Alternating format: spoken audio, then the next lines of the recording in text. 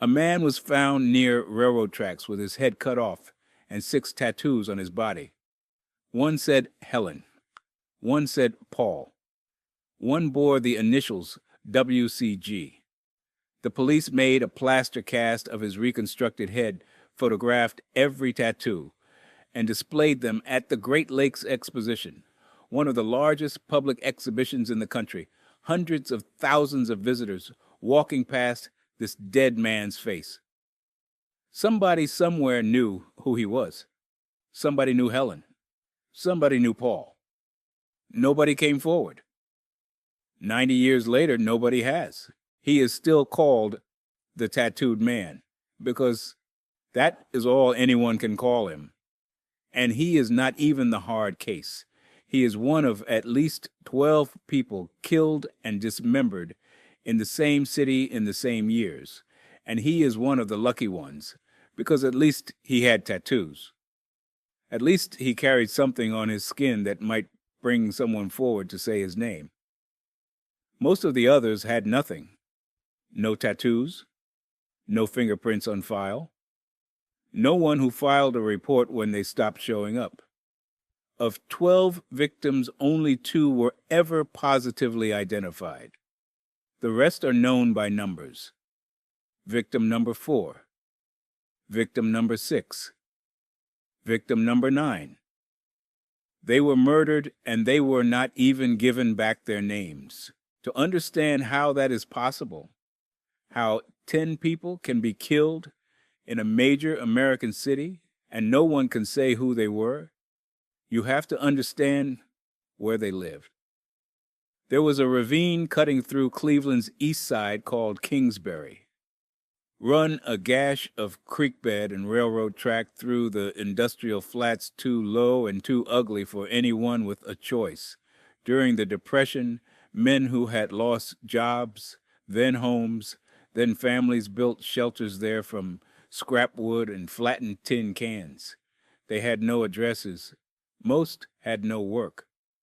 Many had no one who would think to look for them if they stopped showing up. And someone understood that about them perfectly. Every one of the 12 was decapitated. Most were dismembered.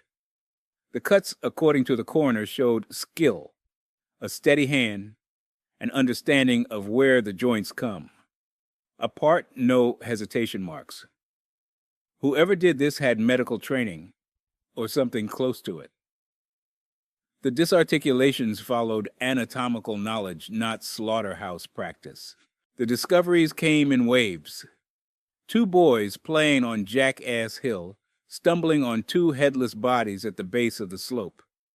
A woman finding human remains wrapped in newspaper and packed into baskets near a vacant lot.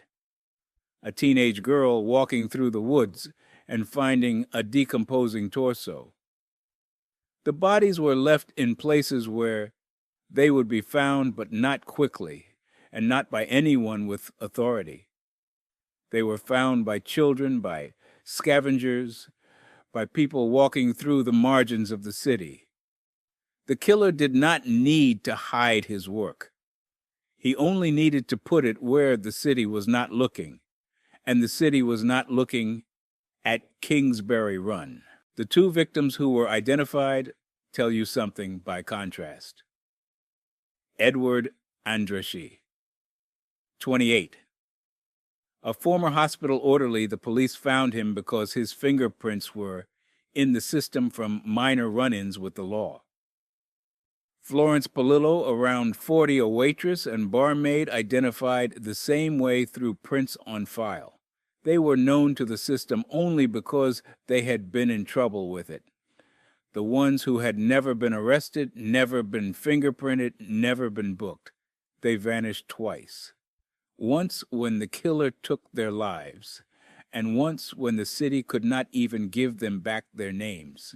The investigation was led, and this is the part that has drawn the most attention for 90 years, and I think for the wrong reasons, by Eliot Ness. Yes, that Eliot Ness. The man who had helped bring down Al Capone in Chicago was, by the mid-1930s, the safety director of Cleveland, the city's top law enforcement official in charge of police and fire. He was young, brilliant, incorruptible, and completely out of his depth.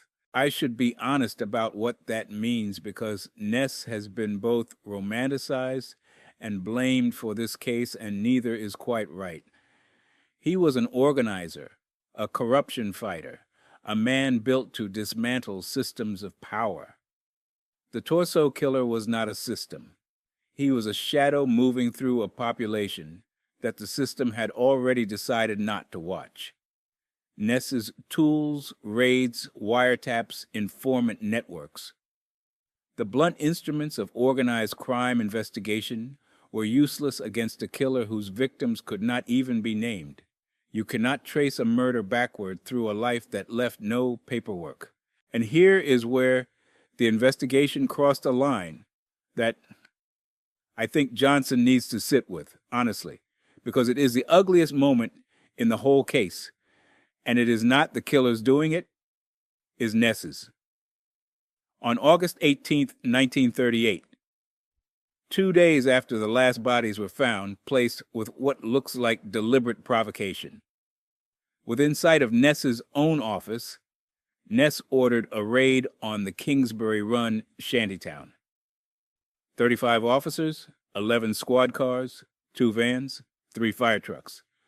They moved through the shacks in the dark, gathered up over 60 people, and at dawn on Ness's orders, the shanties were set on fire and burned to the ground. 300 people were evicted. 100 structures were destroyed. His stated logic was simple. Kingsbury Run was the killer's hunting ground, and if you remove the prey, you remove the predator. The press destroyed him for it, and they were right too. Because here is what Ness actually did that night, stripped of the tactical language. He took the community where the victims had lived, the only place where someone might have recognized a face, noticed an absence remembered, a detail, and he erased it. He did not protect potential victims. He scattered them to places where no one would know them, where they would be even more alone, even more invisible than they had been in the run. He solved the problem of people dying in Kingsbury Run by making sure there were no people left in Kingsbury Run. The killing stopped. The case was never solved. There is a suspect. I owe you that because the police believed they knew even if they could never prove it. His name was Francis Sweeney, a physician, a man with surgical training that would explain the precision of the cuts, and the first cousin of a sitting United States congressman. Ness reportedly had Sweeney brought in for private interrogation and subjected to polygraph testing by the inventor of the device. Sweeney, by most accounts, failed the test. Shortly after, he committed himself to a mental institution. The murders stopped. And there is another name, darker and more troubling. Frank Dolezal, a bricklayer, who had known at least 2 of the identified victims. He was arrested by the county sheriff in 1939, not by Ness's team, but by a political rival, and he confessed. Then he died in custody officially by suicide, hanging from a hook in his cell. The coroner found he had 6 broken ribs. The confession, extracted under circumstances that have never been fully explained, was the only one the case ever produced, and the man who gave it was dead before he could recant or confirm it. I tell you this not because Dolezal was the killer. The evidence was thin even by the standards of the day, but because it shows you what happens when a case like this festers long enough. It stops being an investigation and becomes a political weapon. And the people who get caught in it are once again the ones without power. And here I have to be as careful with Sweeney as I am with every other name in this kind of work. The polygraph is not reliable evidence. It was not admissible then and is not admissible now. The political connection to a congressman may have shielded Sweeney, or it may have made Ness overly determined to build a case that circumstance alone could not support. Sweeney was never charged. He was never tried. And the convenient narrative doctor with the right skills, political protection. The murders stop when he disappears into an institution is exactly the kind of story that feels like an answer without quite being one. I give it to you as the strongest theory the investigation produced. I will not dress it up as the truth, because the truth of this case is not who killed 12 people in Kingsbury Run. The truth is that 10 of them are still waiting to be named. 90 years later, the DNA Doe Project and the Cuyahoga County Medical Examiner are finally trying exhuming remains, extracting DNA, searching for descendants who might recognize a great-uncle or grandfather who left home during the Depression and never came back. The technology exists now. What did not exist then and barely exists now is a system that notices when invisible people disappear.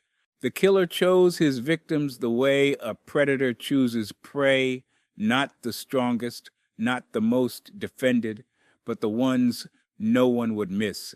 And the cruelest thing about this case is not what he did to them. It is that he was right. It would be easy to file that away as a Depression-era horror, a product of its time, a problem of extreme poverty, and a primitive identification system. Fingerprints on file could solve it now. Modern databases would track the missing. The system has improved. So let me take you somewhere with modern databases and a national police force and a country that considers itself among the most progressive on earth, and show you that the same thing happened. Not because the technology was missing, but because the people who disappeared belonged to communities that the system had decided long before any of them went missing were not worth the full weight of its attention. For that, we drive north into the interior of British Columbia, along a highway that earned its name the hardest way possible. Ramona Wilson was 15 years old and walked into a friend's house in Smithers, British Columbia on a June evening in 1994. The distance was short. The route was familiar. She did not arrive. Her body was found 10 months later near the airport outside of town. No one was ever charged. She was not the first girl to vanish along this stretch of road. She was not the last. Along a 700-kilometer corridor of highway cutting through the forests of northern British Columbia, a 2-lane strip of asphalt between Prince George and Prince Rupert that the families would come to call the Highway of Tears. Women and girls had been disappearing since the late 1960s. Delphine, Nicole, 16 last seen hitchhiking near Burns Lake in 1990, never found. Lana Derrick, 19 last seen near Terrace in 1995, never found. Alberta Williams, 24, found near Prince Rupert. In 1989, cause of death, never conclusively established. I list their names because someone should, and because the system that was supposed to record their lives recorded mostly their absence. The RCMP, the Royal Canadian Mounted Police. Canada's federal law enforcement officially links 18 cases to this corridor murders and disappearances of women between 1969 and 2006. Indigenous communities along the highway say the number is closer to 40 or 50, and that the RCMP's count reflects only the cases that pass through a set of bureaucratic filters narrow enough to exclude many of the people who vanished. I am not going to try to settle that number because settling it is not the point, and the disagreement itself is the point. When the families say 50 and the police say 18, the gap between those numbers is not a statistical dispute. It is a measure of how many disappearances the system chose not to count. The victims are overwhelmingly indigenous women and girls, and many of them were hitchhiking, not because they were careless, but because the Canadian government never built a reliable transit link between the First Nations communities along Highway 16. The road was the only connection between reserves and towns, between home and school, between a girl and wherever she needed to be. And the road was 700 kilometers of dense forest and empty shoulders, with nobody watching. I need to pause here and say something about how these cases were handled when they were first reported, because the handling is the mechanism, and if I skip it, I'm skipping the whole point. When families reported a daughter or a sister missing, the default response from the RCMP in many documented cases was some version of she probably left on her own, went to the city, ran off with someone, chose to disappear. That assumption that an indigenous girl who stops coming home has simply decided to be somewhere else is an assumption that carries a very specific weight. And I want to be direct about what that weight is. It is the assumption that her life was already disorganized enough that vanishing from it is normal. It is the assumption that this is what people like her do. And that assumption applied at the moment a missing person report is filed is the difference between a search that starts in hours and a search that starts in weeks, if it starts at all. To understand how lethal that delay is, you have to understand the highway itself. 700 kilometers of two-lane road through some of the most remote terrain in North America. Spruce forest so dense you lose the light 20 feet from the shoulder. Stretches of 60, 80, 100 kilometers between gas stations. In winter, temperatures drop below minus 30.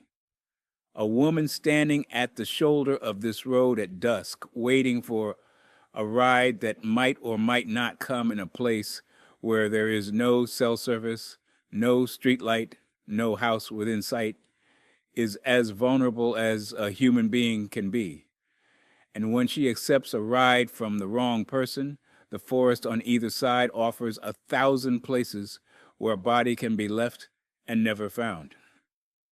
Several of the victims on the RCMP's list have never been recovered. The highway keeps them. I should be fair to the RCMP here because being fair is the job even when the institution makes it difficult. The RCMP has in recent years acknowledged failures in how these cases were handled. Project Ipana, launched in 2005 and expanded in 2007 to cover 18 cases across a wider area, was a genuine effort to revisit the files with modern tools and fresh eyes. At its peak, over 60 investigators worked the cases. They converted 700 boxes of old police files into a searchable database. They re-interviewed witnesses and families. They followed new leads. And they identified a suspect, Bobby Jack Fowler, an American convicted sex offender who had worked in the region as likely responsible for at least some of the murders. Fowler died in an Oregon prison in 2006 before charges could be brought. Another serial killer, Cody Legabakov, was convicted of 4 murders in the wider area. These are real results, and they matter, and I will not diminish them. But I also have to tell you what the lead investigator himself said publicly, because it is the most honest sentence anyone in this case has spoken. Perhaps they'll never be solved. That's the reality, and that's what I tell the families. A handful of answers in a field of open cases with the investigative team shrinking year by year, and the admission from the officer in charge that the truth may be beyond reach. Not because the killer was brilliant, because the window for finding it was open for decades, and nobody with authority climbed through it in time. The national inquiry into missing and murdered Indigenous women and girls, which ran from 2016 to 2019, heard testimony from families across the country. Its final report used a word that landed like a stone: genocide. Not every observer agreed with that word, and I will not tell you whether to accept it or not. That is a judgment that belongs to you. But the pattern the report described, a systemic decades-long failure to investigate the deaths and disappearances of Indigenous women with the same urgency, the same resources, and the same basic presumption of foul play that would have been applied if the victims had been white. That pattern is documented, and it is not in dispute by anyone who has examined the record seriously. Here is the detail I want to leave you with, because it is the quietest and the heaviest thing in this case. In 2006, after decades of advocacy, a limited bus service was finally established along parts of Highway 16.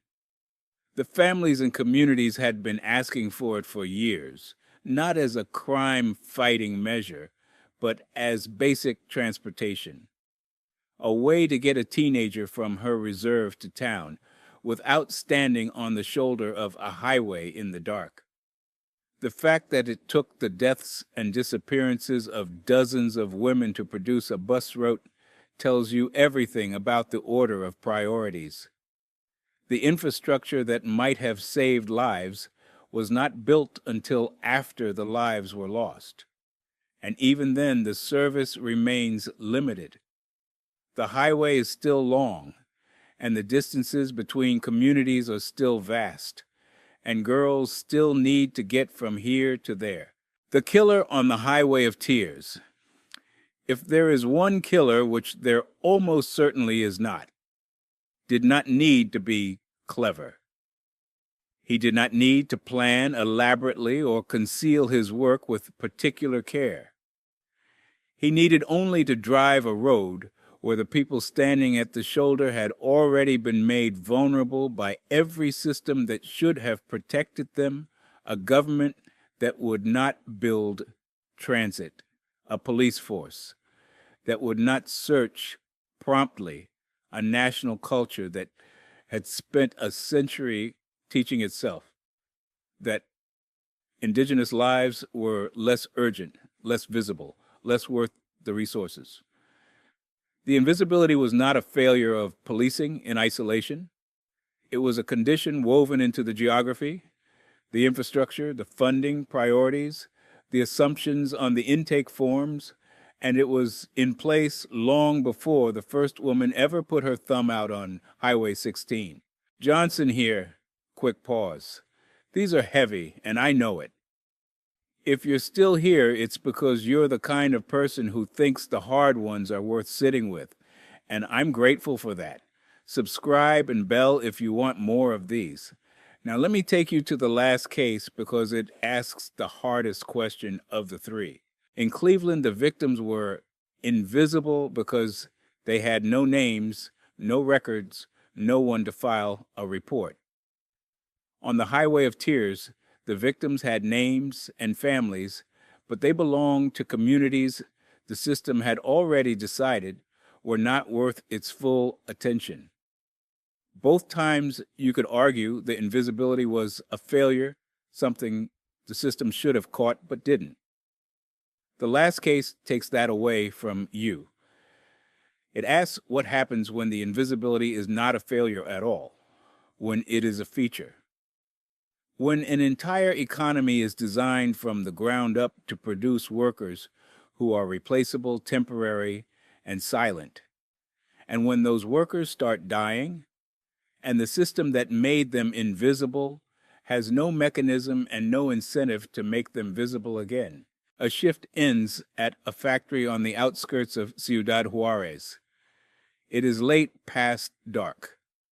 A young woman walks out through the gate with a handful of co-workers. They separate at the road. She walks toward the Colonia, where she rents a room, unpaved streets, no streetlights, cinder block houses on the edge of the desert. The walk is 15, maybe 20 minutes. She has done it hundreds of times. She does not arrive. And here is the thing that should stop you. The factory will notice she is absent from her next shift. It will record her absence. And in many documented cases, it will not report her missing, because turnover in the maquiladoras is high, and a worker who does not show up is simply replaced by the next one in line. Her absence is an administrative event, not an alarm. The system that employed her has no procedure for the possibility that her absence means she is dead. Since the early 1990s, hundreds of women have been murdered in Ciudad Juarez. The exact number depends on who is counting, and how some estimates exceed 300 since 1993. Others run higher when disappearances are included. The victims are overwhelmingly young, 15 to 25, and overwhelmingly poor. Many are maquiladora workers. Many are migrants from southern Mexico who came north for factory work, who live alone or in shared rooms, far from their families, in a city they did not grow up in. They have jobs, paychecks, shifts. They are not destitute. They are not homeless. They are, by any ordinary measure, visible, employed, documented present. And yet when they die, they disappear as completely as the nameless men of Kingsbury Run. I need to explain why, because the mechanism here is different from Cleveland and different from British Columbia. And understanding it is the whole reason I'm telling you this last. Ciudad Juarez sits on the U.S.-Mexico border directly across from El Paso, Texas. The maquiladora industry, foreign-owned assembly plants that import parts duty-free and export finished goods, was established there in the 1960s and exploded after the North American Free Trade Agreement in 1994. The factories hired young women preferentially. They were considered more dexterous, more compliant, less likely to unionize. Thousands came north from the interior of Mexico for the work. They arrived alone. They knew no one.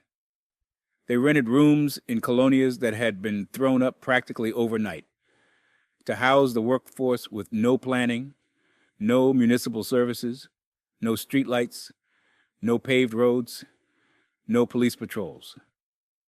They worked shifts that ended after dark and walked home through empty lots and unpaved alleys sometimes for 20 or 30 minutes past construction sites and abandoned buildings and patches of desert where the city simply stopped and the scrubland began.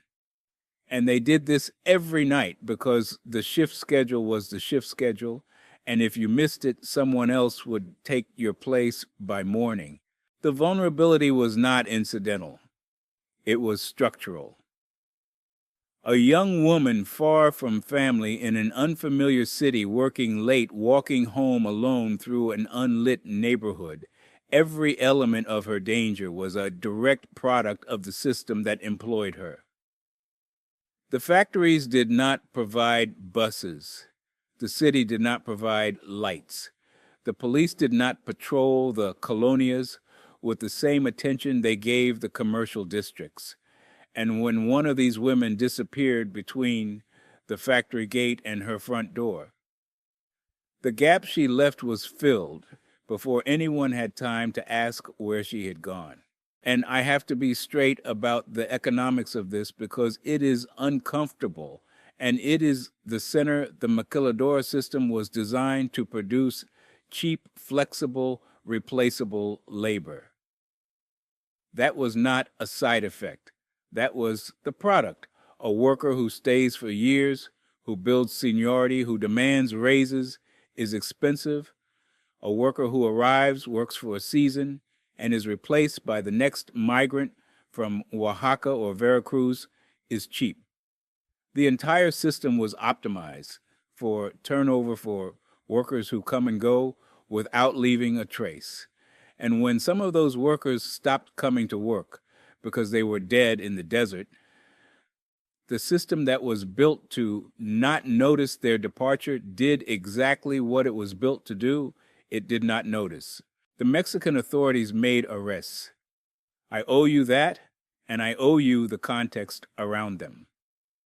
An Egyptian chemist named Abdel Latif Sharif was convicted of one murder in 1999. Members of a gang called Los Rebeldes were arrested and accused of committing murders on Sharif's behalf. Bus drivers Los Ruteros were arrested in later years. In each wave of arrests, the government announced that the killers had been caught and the crisis was over. In each case, the killings continued. And here I have to tell you what international observers found, because it is the part the Mexican government did not volunteer. Amnesty International, Human Rights Watch, and the Inter-American Commission on Human Rights all documented evidence that some of these arrests involved confessions obtained under torture and suspects who appeared to be scapegoats, men who fit a convenient profile, whose convictions allowed the government to declare the problem solved while the problem continued. I will not tell you that every convicted man is innocent. I will tell you that the organizations with the deepest access and the least political motive to lie found the investigations deeply compromised, and that the pattern of arrest, announce, continue is not a pattern that belongs to a system that is working. The case that broke the silence, or tried to, was the cotton field. In November 2001, 8 women were found in a cotton field on the outskirts of Ciudad Juarez. 3 of them, Claudia Yvette Gonzalez, Esmeralda Herrera Monreal, and Laura Bernice Ramos Monares, became the center of a complaint filed with the Inter-American Court of Human Rights. I want to tell you who they were because the court case gave them legal standing, and I want to give them human standing. Claudia was 20, a maquiladora worker who had been reported missing. Esmeralda was 15, a child. Laura was 17, a student. They had mothers who loved them and who fought for them for years through an international legal system that was never designed to move quickly because the domestic system had failed them entirely. In 2009, the court ruled against Mexico in a decision that changed international human rights law. The state had failed to protect the women. It had failed to investigate their murders. It had tolerated and, in some documented instances, actively obstructed the pursuit of justice. The court ordered Mexico to investigate not only these murders, but the pattern behind them, to build a monument to the victims, to hold a public ceremony of acknowledgement, and to reform its investigative procedures. Some of these orders have been carried out. Many have not. The killings have continued. And here is the detail that has stayed with me longer than any other in this case, and it is the reason I saved Ciudad Juarez for last, the cotton field where those 8 women were found. The killing ground, the place where their bodies were left in the dirt, was located directly across the street from the headquarters of the Maquiladora Association. The industry's administrative center and the dumping ground for its dead workers were separated by a road. That is not a metaphor I am constructing for you. That is geography. And it tells you everything about how close the system was to the violence it produced, and how completely it had trained itself not to look across the street. The killings have not stopped. The maquiladoras are still running. Young women still walk home in the dark through unlit colonias on the edge of the desert. And the system, the economic engine that needs cheap, replaceable, silent labor and has no mechanism for noticing when that labor is killed, is still operating exactly as designed. The mothers have not stopped either. They march every year. They carry photographs. They paint pink crosses on telephone poles. At the sites where bodies were found, hundreds of crosses scattered across the city like a second map laid over the official one, marking the places the official map refuses to show. Some of them have received death threats for their advocacy. Some have been attacked.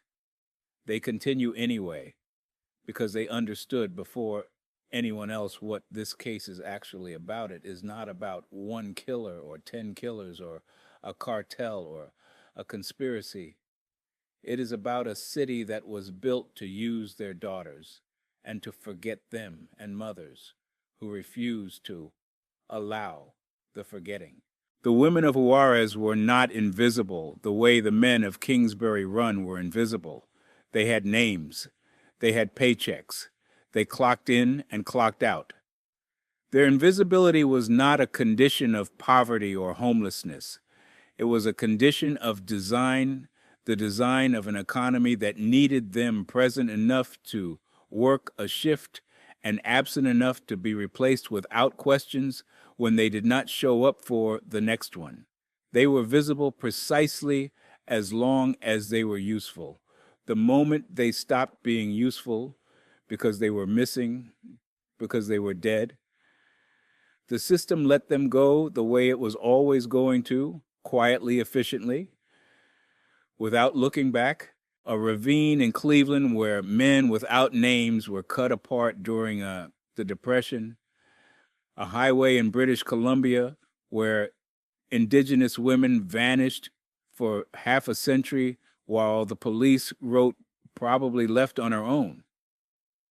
A border city in Mexico where factory workers walked into the dark and the factories simply hired the next one in line. Different decades, different countries, different killers if there even were single killers, which in 2 of these cases there almost certainly were not. But set them side by side and the same mechanism runs through all 3, quiet as a wire under the surface. In each case, the victims were not hidden by the killer. They were hidden before the killer. Hidden by poverty, by geography, by race, by an economy that needed them invisible. The murder was not the hard part. The hard part, the part that should have been easy, the part any functioning system should have caught, was getting someone to notice they were gone. We want to believe that every life is counted, that when a person disappears, a light goes on somewhere in the system, a missing persons report, a search, a detective assigned, a family believed. These 3 cases say something harder and more honest. Some lives are only counted when someone decides to count them. And the distance between being counted and not being counted is not about evidence or technology or funding. It is about who the system was built to see and who it was built to look past. The men of Kingsbury Run are finally being tested for DNA 90 years later. The families along the highway of tears are still waiting for answers. The RCMP has admitted may never come. The mothers of Juarez are still marching, still demanding, still holding photographs of daughters. The factories have long since replaced. They are doing the work the system would not do, making the invisible visible, one name at a time, one face at a time, for as long as it takes. The least the rest of us can do is learn their names. I'm Johnson. Thank you for sitting with the hard ones. I'll see you on the next.